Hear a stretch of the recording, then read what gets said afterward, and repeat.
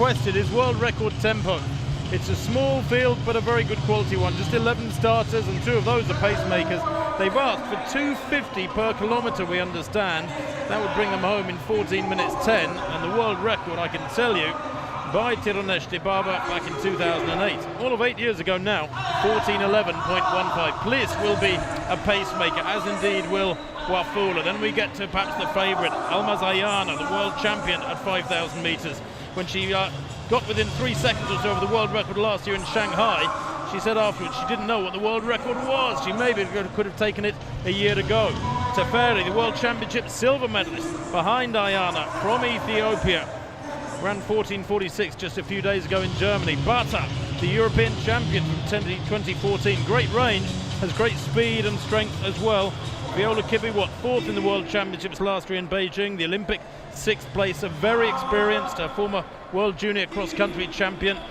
Aroye, then Kisa, Janet Kisa, the Commonwealth silver medalist, 6th in the Worlds last year. Yesane, Svetlana Kuzelic, and Lewetin complete the lineup there. 6th in this field have broken 15 minutes, but Almaz Ayana, one of the very few who in the history have gone under 14:20. Only 4 women have that achievement to their name. Will the wind put paid to it though? I'm just looking over at the second bend to our left, where the water jump is, and the women are running past now. But high up on the rim of the stadium there are flags, flagpoles with the flags blowing very, very stiffly indeed. If you're 50 or 60 feet up at the top of the stands, there's a real, not a gale, but incredibly strong winds blowing in off the Atlantic just a couple of miles away. So Wafula hits the front ahead of Pliss then. They need to be running 68 seconds. And in second place. Well, back to this very small field. Bata second from the back there with that high head bun of hers. The Swede, Eritrean-born athlete, moved to Sweden in 2008. There she is, top left of picture, right towards the back of the field. Yeshane moving down the outside there as Ayana slots into 3rd place with that high arm carriage style of hers. But it's going to be a tough call. There's 68 seconds per lap in these conditions, when you think that the world record by Dibaba was set on a glorious Scandinavian evening in Oslo 8 years ago. Defar set hers in Stockholm, funnily enough, the 2nd fastest time in history. Again, a lovely Scandinavian summer's night. But Wafula carrying quite a responsibility here. She needs to be going through here in around 2:16 as she comes towards the end of the back straight. Let's have a look. And she's done a pretty good job, I have to say. Hits it now, 2:16, 2:15 and a half. And certainly Ayana Stewart, back in about 3rd place, has gone through well inside schedule. Yes, indeed, and I was very impressed with Ayana in Doha when she ran that 8:23.11 at 3,000 metres. It was very, very impressive, and she was in total command and ran the last part on her own, and it was only just 2/3 of the way through the race when she faltered a little bit. She went with the pacemaker, and then the pacemaker slowed a little bit. Then she went off on her own and got back onto schedule, and she was on schedule for inside the 8:20 time that she'd set. But very, very impressive, the world champion. It's her first outing over the distance for the season, and after that 3,000 metres, then you would expect that there'll be quite a good performance here from her tonight, as long as the wind, as you say, allows. Well, congratulations to the pacemakers. They've hit that first kilometre almost to the 100th of a second. 2:50.06 at 1K for Wafula. Pliss in her wake. Ayana in 3rd place. Teferi, who tops the world rankings with that 2:46 clocking in at Herzogenaurach in Germany. Not just 4 or 5 days ago. She's in 4th. Ayana leading the main pack then of those who will continue. Bata, who has a best of 14:59, but is clearly worth a great deal quicker than that. She recently ran a strong 10k road race in 31:26, did the Swede Bata. Well, at the moment she's right still at the back of this group. I thought she might want to pay slightly closer attention to the front end as they go through with 9 laps to run. Pliss now at the front. The high knee style, the almost galloping style of Ayana in 2nd place. Teferi in 3rd. Ayana with that hunched shouldered but rather free, relaxed, rangy movement of the upper body. Nice looking runner, and it's accentuated, of course, with the way she raises the knees so high up in front of her.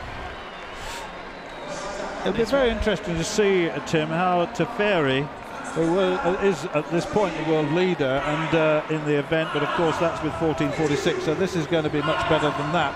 And it'll be very interesting to see how she was the silver medalist in the World Championships in Beijing. She knows about Ayana, and I just wonder how, from that knowledge, how she will tackle Ayana here.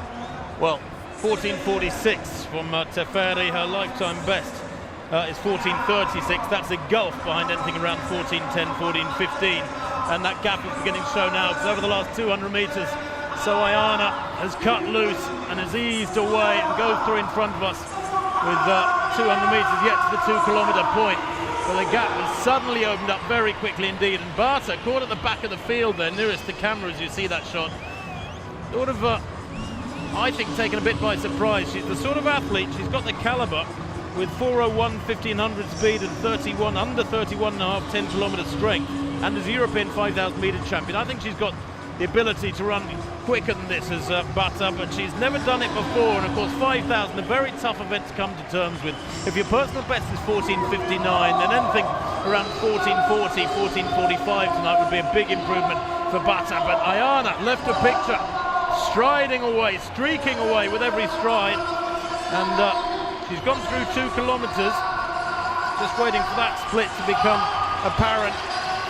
Teferi isolated. It's going to be tough for her now. It really is, because 2 kilometres reached in 5:40.53 by Ayana, just about spot on. She wanted 5:40, she was half a second out of it.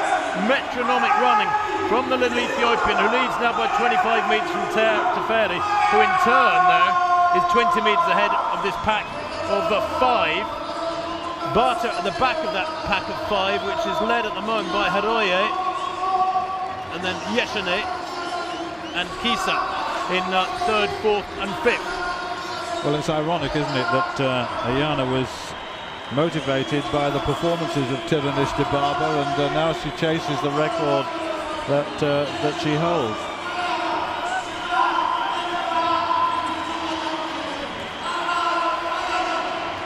Superb, isn't it? It's metronome. It's Petr Malachowski of Poland. Ayana it is then, who continues to plough on. 5.5 laps left. The gap has grown to fully 50 metres now as she passes the water jump. The crowd enjoying this one. It has whittled down a little bit, the size of the crowd, after seeing Agida produce that first home win of the day half an hour or so ago. I think many of them have headed home to the Rabat night to perhaps raise a glass and celebrate, but in front of them now, those who have stayed at least, perhaps his. Ayana then, with the field spread out behind her, the pack of 5 with Bata still in at the back of that, probably 90 metres behind now. Teferi, if anything, slowing and gradually being reeled in by the chasing pack, but Ayana around the top bend has gone through 3,832. Well, it's fabulous work from the little Ethiopian. She needed 5:40 at 2,000, she hit it in 5:40. She needed 8:30 at 3,000, she hit it in 8:32, 8:32.3. She's still pretty much there. It's Almaz Ayana, comes through with 4 laps to run, 1 mile to go, but it's going to be a lone. Almaz Ayana just went through with 3 laps to go in 10:51. She needs, for the world record, the last 3 laps in 3 minutes 20. That equates to, well, your maths is probably better than mine, around 67 seconds per lap. She's been running metronomically at almost exactly 68 seconds per lap. Can she make up those 2 or 3 seconds on the final circuit as she goes through 4K in 11:26? She needed 11:20 there. She slowed. The slowest kilometre of the race was that 4th 2.5 lap segment. She rounds into the straight now with just over 2 laps to run. She's already started lapping athletes. The world record beckons for this little Ethiopian. Relatively unheard of before Shanghai last year when she exploded onto the world distance running scene. She's still only 24 years old.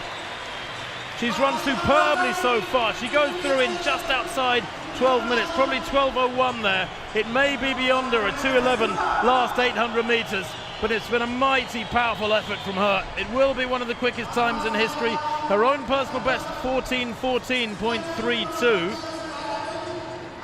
The meeting record is 14:45. I don't think that's got too long to go. That was by Marianne Salsuli back in 2012. And Ayana now down the back straight. The whole just shoulders perhaps just a little bit more arched. Those arms just swinging a little bit more freely and violently almost as she goes through with 600 metres to run. Jot Hermans over there with 600 metres to run, urging her on, yelling her on from the infield. Her agent, man who has done so much to push back the barriers of distance running on the world scene over the last 20 years and more, and that after his own career as a world record breaker. Almaz Ayana then, in the zone, looks up for virtually the first time that I've seen as she comes towards the bell. 13:07, 8, 9, 10. Well, a 61-second lap surely is beyond even her. I fear that despite this brilliant effort, Tirunesh Dibaba's world record of 14:11.15, set just under 8 years ago, is safe for a while longer. But on a better evening without this wind, Stuart, with pacemaking further into the race, I think it's there for the taking. Yeah, there are very few that can give her the pace that she wants, though. As, even over 3,000 metres it was found wanting, but at 5,000 it's been a lone race against the clock for her. She's still holding her form pretty well with just 200 metres to go, and it's been a fantastic demonstration of distance running over 5,000. She is the world champion, and she's got the Olympic year to come, and my goodness me, who can beat her? Well, we'll see if anybody can. It's going to be mighty close, but I'm sure it'll be outside the world record here. This effort from Almaz Ayana, they raise to their feet here in the home straight, roaring her on. 30 metres to go. The world record has gone, but watch the clock. Nonetheless, it's been an astonishing effort from Ayana. 14:16.34. She was right on the case there to get it right for over 2/3 distance, probably for something like 3/4 distance. Second place there, coming home, a distant second place is Tamberi, I think.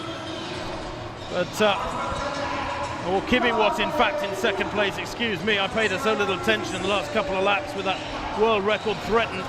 Personal best from her, 14:29. Teferi in third place. Personal best for her, 14:35. Each of those first three, Ayana included, of course, letting a pretty lonely journey unfold over the last few laps, certainly over the second half of the race. So well done to them for such fabulous racing, such fabulous running against the clock, I should say, rather than racing, because most of them in isolation. Kisa in fourth place, 14:38, a personal best for her. Yeshanek in fifth place, 14:41, a personal best for her too. It's been a real feast of brilliant running against the clock, and for many, many minutes that world record was under threat. But Almaz Ayana, a world lead and meeting record, wins the 5,000 in 14:16.31.